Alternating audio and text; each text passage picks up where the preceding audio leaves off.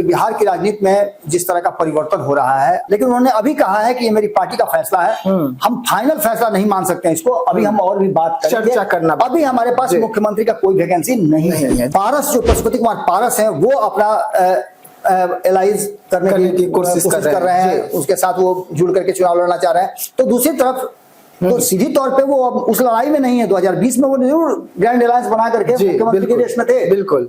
लेकिन अब जो स्वाभाविक बात हो रही है उसमें आपने देखा होगा कि चिराग पासवान जब नीतीश कुमार से मिलके आते हैं तो ये भी बातें पब्लिक डोमेन में बात चुकी है कि नीतीश कुमार ने जब ये सुना कि 2030 के लिए वो अपना नाम मुख्यमंत्री की रेस में लेके आ रहे हैं तो उन्होंने बधाई भी दिया। कांग्रेस ने भी इस तरह की बातें की हैं और आईपी गुप्ता जो कि मुंबई में थे अचानक से दिल्ली पहुंचे, दिल्ली में उनका भव्य स्वागत भी हुआ है और उनकी मुलाकात, कहा जा रहा है, जो सूत्रों से जानकारी मिल रही है कि कांग्रेस के बड़े नेताओं के साथ एक बड़ी बैठक हुई है। उस बैठक में कई बातों पे फैसला हुआ है, अहम फैसला हुआ है। न ठीका पट्टा मैं करता हूं, न कोई राजनीतिक व्यक्ति हूं, न कोई नाजायज मेरी कमाई है, न किसी का पैरवी करता हूं पैसा लेकर के। नोरमा ग्रुप, जो सोचता है वो करता है, आपके अपने सपनों का आशियाना।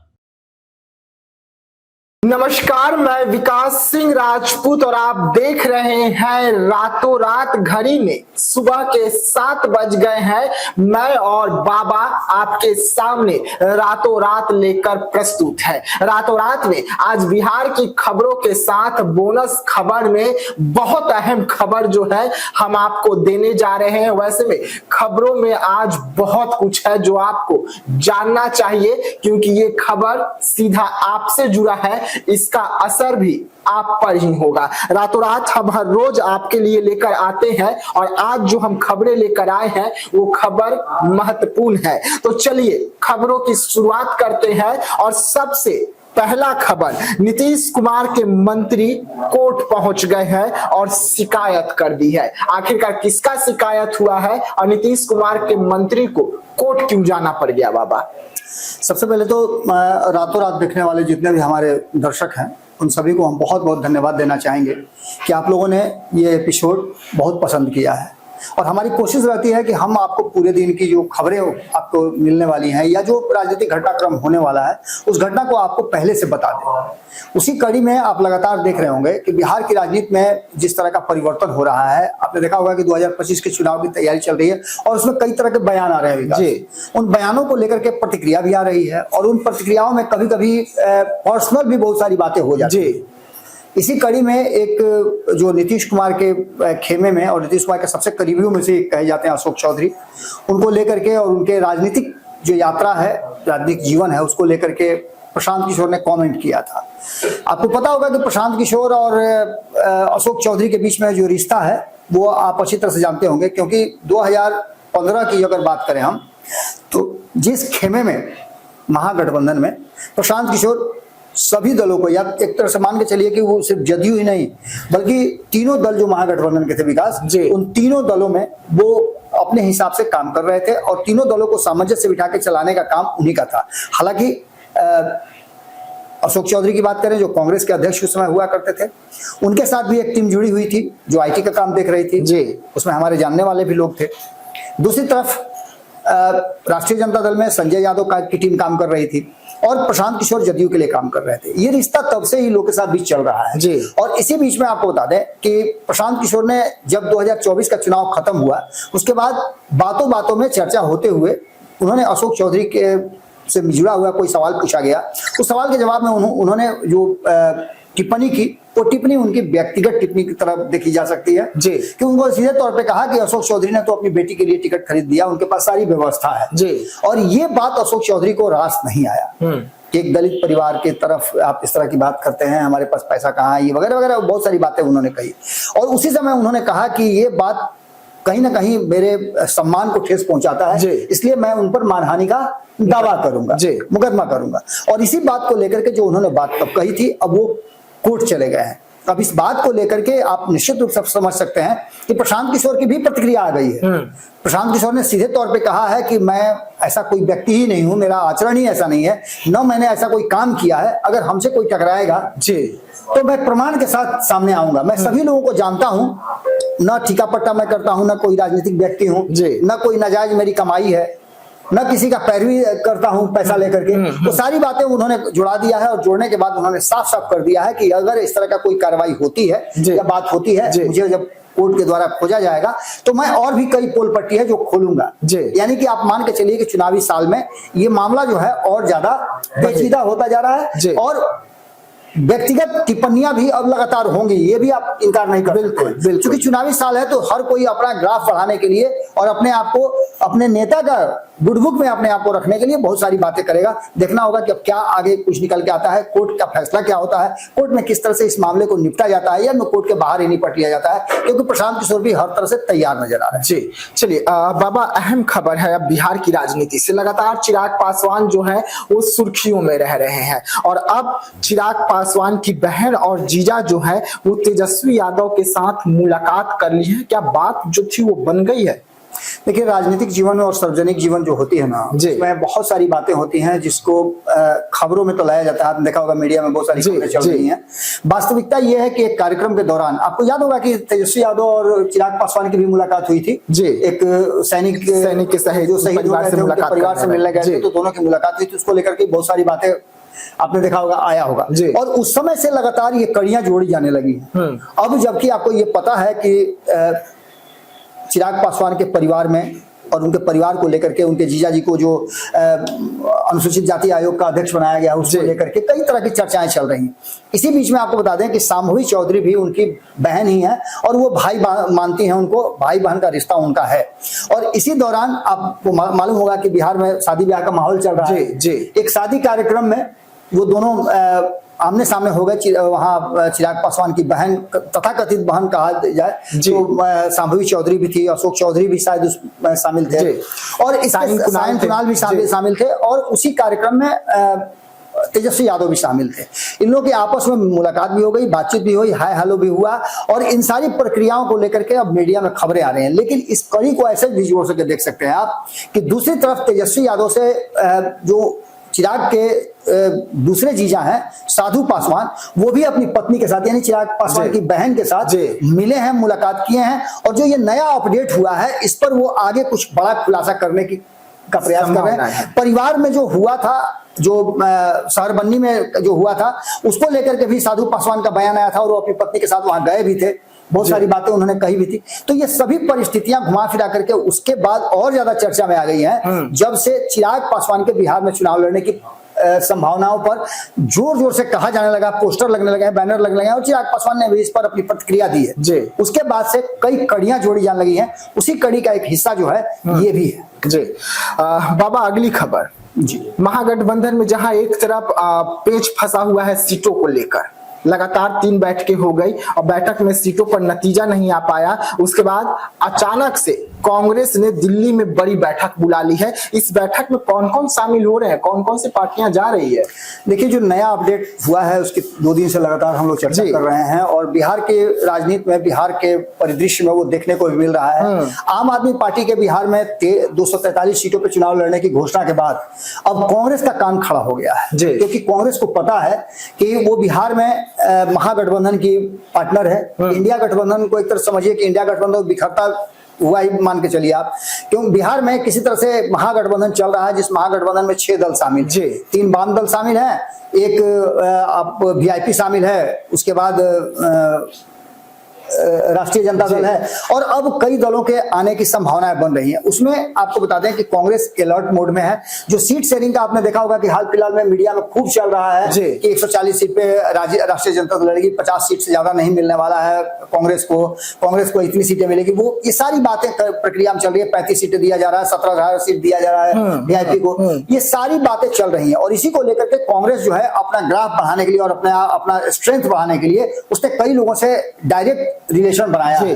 डायरेक्ट कहा जाए तो उन पार्टियों से उसका रिश्ता बनता हुआ दिखाई दे रहा, जिसमें आपने देखा होगा कि राष्ट्रीय जनता दल के साथ पारस, जो पशुपति कुमार पारस हैं, वो अपना एलाइज करने की कोशिश कर रहे हैं, उसके साथ वो जुड़ करके चुनाव लड़ना चाह रहे हैं। तो दूसरी तरफ कांग्रेस ने भी इस तरह की बातें की हैं और आईपी गुप्ता जो कि मुंबई में थे अचानक से दिल्ली पहुंचे, दिल्ली में उनका भव्य स्वागत भी हुआ है और उनकी मुलाकात, कहा जा रहा है, जो सूत्रों से जानकारी मिल रही है कि कांग्रेस के बड़े नेताओं के साथ एक बड़ी बैठक हुई है। उस बैठक में कई बातों पे फैसला हुआ है, अहम फैसला हुआ है, और इस वोट को जो 20-22 लाख वोट जो आईपी गुप्ता के पास है, उस वोट को अपने पाले में करके और महागठबंधन में राष्ट्रीय जनता दल पर दबाव बनाने की प्रक्रिया के तहत ही देखा जा रहा है इसको। इसमें अगर आईपी गुप्ता साथ में आ जाते हैं तो एक बात साफ साफ नजर आ रही है कि कहीं ना कहीं जो परिस्थितियां बनी है उसमें कांग्रेस का ग्राफ बढ़ेगा, और महागठबंधन में कांग्रेस पहले से ही दबाव बनाए हुए है, आगे भी दबाव बना करके रखेगी। आईपी गुप्ता अगर साथ में आ जाते हैं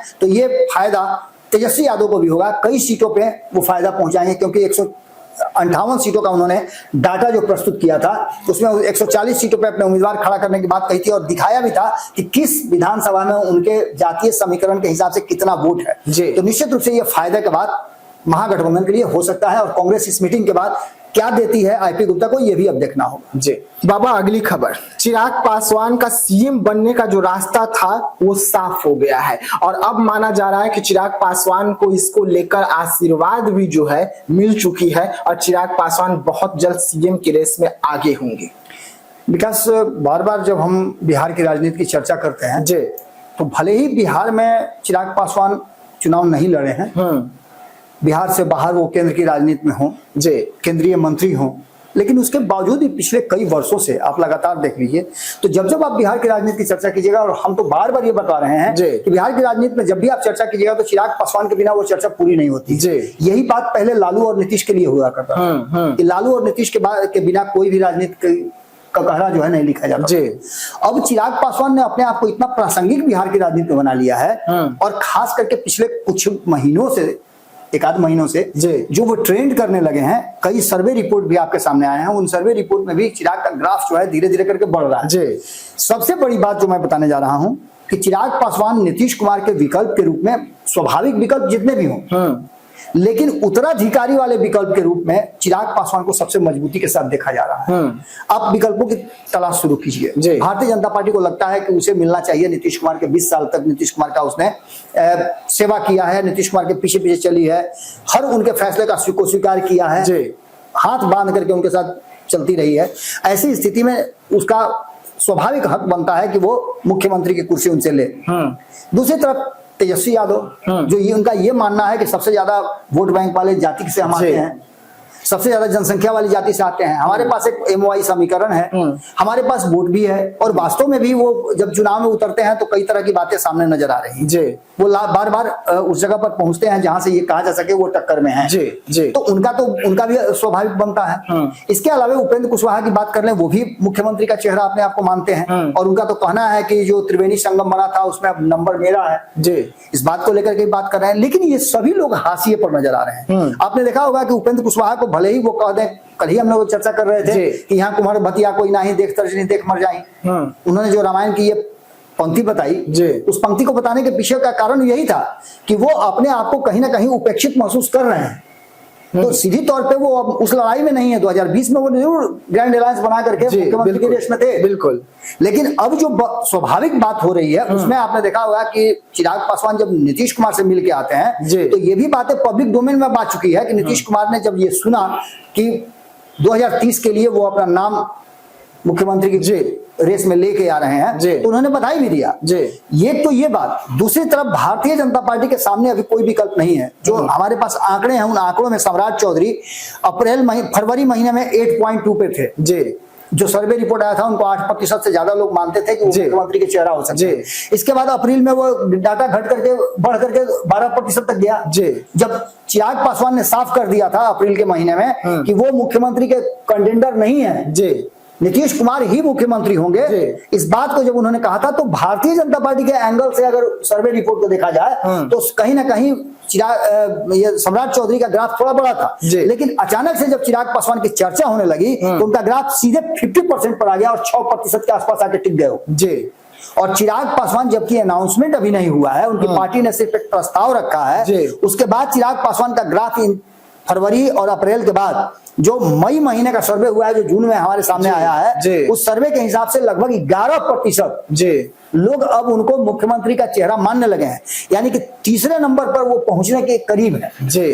और अगर ऐसे ही चले तो अगले सर्वे में नीतीश कुमार को भी पीछे छोड़ देंगे। निश्चित रूप से अगर वो ये अनाउंसमेंट कर दें कि हाँ हम मुख्यमंत्री का चुनाव लड़ेंगे, तो ये ग्राफ उनका बढ़ करके ऊपर हो जाएगा। लेकिन उन्होंने अभी कहा है कि ये मेरी पार्टी का फैसला है, हम फाइनल फैसला नहीं मान सकते हैं इसको, अभी हम और भी बात करेंगे, चर्चा करना, अभी हमारे पास मुख्यमंत्री का कोई वैकेंसी नहीं है, ये बात उन्होंने कही है। अब इन सारी परिस्थितियों को यदि आप कैलकुलेट करके देखें तो एक बात तो साफ नजर आती है कि नीतीश कुमार को भी ऐसा लगता है कि उनके रियल उत्तराधिकारी के रूप में अगर कोई नजर आ रहा है। इधर बीच में आप देखिएगा कि निशांत की बातें शांत हो गई है, निशांत की चर्चा आप कम सुन रहे होंगे, जो नीतीश कुमार के पुत्र हैं, इसलिए कम चर्चा हो रही है कि उस चर्चा को आज जगह जो है, स्थान जो है, वो चिराग पासवान ने ले लिया है। और चिराग पासवान की जब चर्चा होती है तो सारे लोगों की चर्चा कम हो जाती है और ग्राफ उनका हाई हो जाता है। दैट मीन्स कि वो कहीं ना कहीं ट्रेंड जरूर कर रहे हैं और नीतीश कुमार के भी स्वाभाविक विकल्प के रूप में वो सामने नजर आ रहे हैं। जी बाबा, अगली खबर है, बिहार में बीजेपी और एनडीए ने एक बड़ा फैसला लिया। बिहार में कई आयोगों की गठन कर दी गई है, लेकिन आयोग तो बन गए, गठन भी हो गया, घमासान और बवाल अब इस पर शुरू हो गया है। ये तो होना था विकास जी, ये होना था जी। आप चुनाव के समय में, जो चुनाव में 4 महीने बचे हुए हैं, आयोग का गठन कर रहे हैं, अगर आपकी सरकार नहीं बनी तो ये 4 महीने के ही लोग रहेंगे ना, अगली सरकार आएगी तुरंत आयोग भंग करेगी, फिर नया गठन करेगी। तो सीधी तौर पे आप समझ लिया कि लॉलीपॉप बांटा गया है। इस लॉलीपॉप का फायदा से ज्यादा इसका नुकसान होना शुरू हो गया है। हालांकि इसको जातीय समीकरण साधने की कोशिश की गई है और चुनाव में लाभ लेने की कोशिश की गई है कि अलग अलग लोगों को प्रतिनिधित्व दिया जाएगा तो उनका वोट बैंक जो है वो ट्रांसफर होकर के आएगा एनडीए। लेकिन इसका उल्टा रिएक्शन हो गया है। अब जैसे सवर्ण आयोग की बात कर लीजिए, तो ब्राह्मणों ने विरोध कर दिया है कि भैया हमको क्यों नहीं, हम संख्या में सबसे अधिक हैं तो हमको देना चाहिए था। दूसरी तरफ आप देख लीजिए कि ये जो अनुसूचित जाति आयोग बना है, इसमें परिवारवाद की चर्चा शुरू हो गई है, भाई भतीजावाद की चर्चा शुरू हो गई है, गोतिया पटदार की चर्चा शुरू हो गई है। ये भी कहीं ना कहीं एक चर्चा का कारण है और इसका माइनस आप समझ रहे हैं क्या होगा। सबसे ज्यादा जो बेहतर आयोग की बात चल रही है वो है मछुआरा आयोग। उसकी चर्चा भी आपने शायद इंटरव्यू भी किया था, जिस इंटरव्यू में हरीशानी का और बाकी के लोग जो अध्यक्ष बने उनका भी आपने अध्यक्ष सदस्य सभी का आपने इंटरव्यू लिया था। उस इंटरव्यू से ये बात खुल करके सामने आई है कि ये आयोग जो बना है, ये आयोग निश्चित रूप से इसकी जरूरत थी, क्योंकि मुकेश सहनी जिस तेजी से आगे बढ़ रहे थे और दबाव बना रहे थे वो अपने वोट बैंक पर, उसमें हरी सहनी ने यहाँ बाजी मार लिया, सेंधमारी कर लिया। अब आगे चुनाव में मुकेश सहनी इसका जवाब कैसे देंगे, क्योंकि उन्होंने जवाब दे दिया है। उन्होंने कहा है कि ये सिर्फ लॉलीपॉप है और हम भी बता रहे हैं कि चुनावी साल के अंतिम चरण में आप 3 महीने 4 महीने पहले आयोग का गठन करते हैं। इतने दिनों से आप क्या कर रहे थे? तो आप कर रहे थे क्या कि नीतीश को अपनी कुर्सी बचाने के चक्कर में और किसी चीज पर उनका ध्यान ही नहीं रहता है। आपको याद होगा कि वो इसी साल में 5 साल में 2 बार बदल चुके अपने आप को।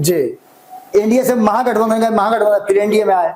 तो ये परिस्थितियां जो बनी हैं, उस परिस्थितियों में आयोग के गठन और बाकी की चीजें जो हैं वो कहीं ना कहीं पेंडिंग पड़ गई थी। अब नीतीश कुमार को अंतिम समय में याद आया होगा, जिसका फायदा उठाने की कोशिश की गई है, लेकिन इसके फायदा से ज्यादा इसका घाटा होता हुआ दिखाई दे रहा है। मुझे तो यही लग रहा है। अब देखना होगा कि इस आयोग में क्या होगा। बाकी आपने जो बातचीत किया था, हम चाहेंगे कि आप उस पर प्रकाश डाल दें। लेकिन बाबा, इसमें मुकेश सहनी पे आरोप लगा है, आयोग के अध्यक्ष हो या सदस्य हो, उन्होंने साफ तौर पे कहा कि मुकेश सहनी के जब पास में मंत्री थे, वो खुद मंत्री रह चुके थे, वो चाहते तो हमें उसमें आरक्षण मिल सकता था, लेकिन मुकेश सहनी ने सिर्फ हमें ठगने का काम किया। देखिए, मुकेश सहनी और हरीश सहनी के बीच में जो सामने सामने नजर आ रहा है, तो उसमें सरकार में रहने के कारण हरीश सहनी को ग्राफ थोड़ा बढ़ता हुआ दिखाई दे रहा है। और ऐसे भी हरीश सहनी जमीनी नेता कहे जाते हैं, वो आयातित नेता में गिनती नहीं होते हैं। मुकेश सहनी को लोग आयातित नेता भी कहते हैं, एक बिजनेसमैन की तरह उनको दिखाया जाता है। लेकिन मुकेश सहनी ने इन सभी बातों का जवाब दिया है।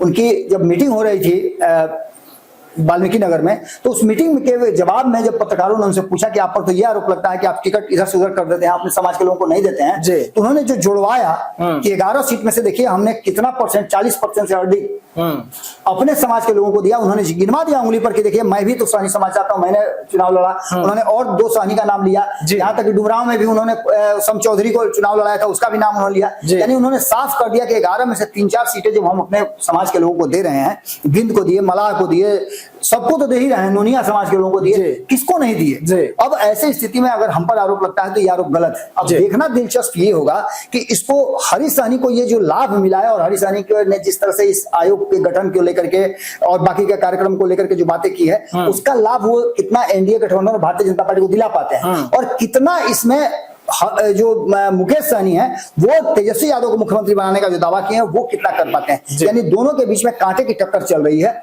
कौन कितना वोट ट्रांसफर कराता है, ये सबसे बड़ी बात है। जी चलिए बाबा, अगली खबर बोनस खबर हमारी। बोनस खबर में आज क्या कुछ है बिहार वासियों के लिए?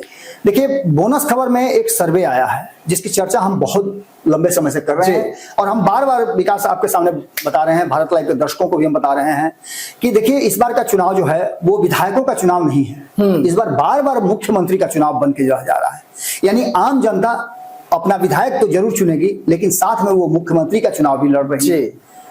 अब ऐसी स्थिति में कौन मुख्यमंत्री होगा, उसमें कई नाम सामने आ रहे हैं जिसमें से सबसे ऊपर चल रहे हैं तेजस्वी यादव। तेजस्वी यादव ने फरवरी के महीने में जो सर्वे हुआ था उसके बाद जो बढ़त बनाई है, हालांकि उनका ग्राफ गिरा है जी 40% से वो 36% पर आकर के अटक गए हैं, लेकिन उसके बावजूद भी नंबर 1 पे वो चल रहे हैं क्योंकि वो अकेले हैं जी।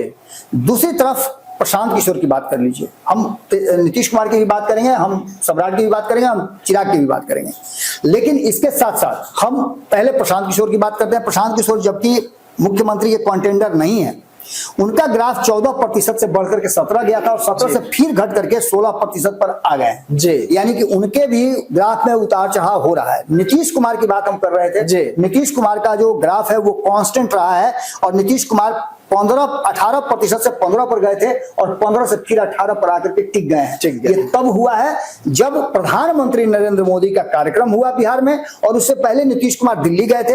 दिल्ली में जाकर के जो उन्होंने एक्ट किया, उस एक्ट से एक संभावना बनी कि नीतीश कुमार क्या फिर से कोई फैसला ले सकते हैं एनडीए गठबंधन से बाहर जाने का। और उसी समय का ये सर्वे है जिसमें अगर वो नीतीश कुमार तेजस्वी यादव के खेमे में जाते हैं तो ऐसी स्थिति में तेजस्वी यादव वाला भी ग्राफ अगर बढ़ जाता है, उनके साथ जुड़ जाता है, तो उनका ग्राफ बढ़ा हुआ रहेगा। अब इसके बाद आप सीधे चले आइए भारतीय जनता पार्टी।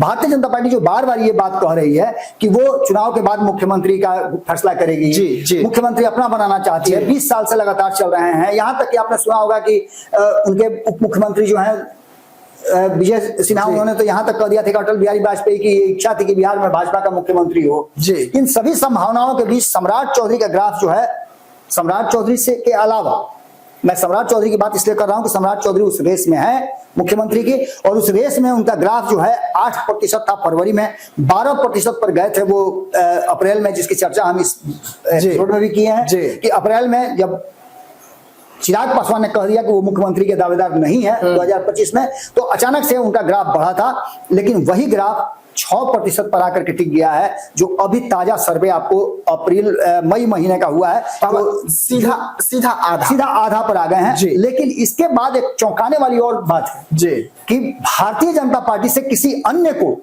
उनसे ज्यादा ग्राफ बढ़ा हुआ मिल रहा है और ज्यादा लोगों ने पसंद किया है कि सम्राट चौधरी के अलावा कोई और आता है तो उसको 10% लोग पसंद करते हैं। ये एक सर्वे आया है। इसके बाद चिराग पासवान की बात करें तो चिराग पासवान अचानक से फिर से बहुत ऊपर आ गए हैं। जो चिराग पासवान की स्थिति थी 3.7 था उनका ये फरवरी में, जबकि वो मुख्यमंत्री के रेस में थे भी नहीं, नाम तक नहीं था।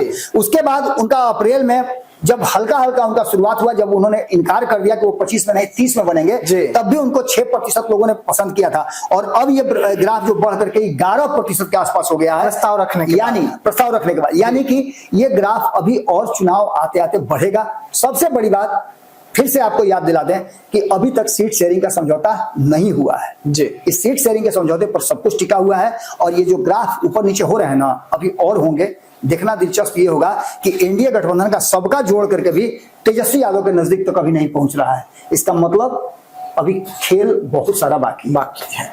चलिए, तो रातों रात देख रहे थे आप, जहां पर बाबा आपको जो नए सर्वे आ गए हैं तमाम नेताओं की किस्मत का, भाग्य का जो फैसला आया है सर्वे में कि अगर आज चुनाव होता है तो कौन सीएम दावेदार है, उसको लेकर अब सर्वे ने बड़ा खुलासा कर दिया है। इसमें चिराग पासवान को बढ़त मिल रही है तो सम्राट को झटका लग रहा है, लेकिन अभी भी नंबर 1 पर तेजस्वी यादव जो है बने हुए हैं। कल फिर हम इसी समय आपको भारत लाइव पर मिलेंगे। बाबा मेरे साथ होंगे रातों रात में, तो बने रहिएगा हमारे साथ। दीजिएगा इजाजत, धन्यवाद। पनोरमा ग्रुप, जो सोचता है वो करता है।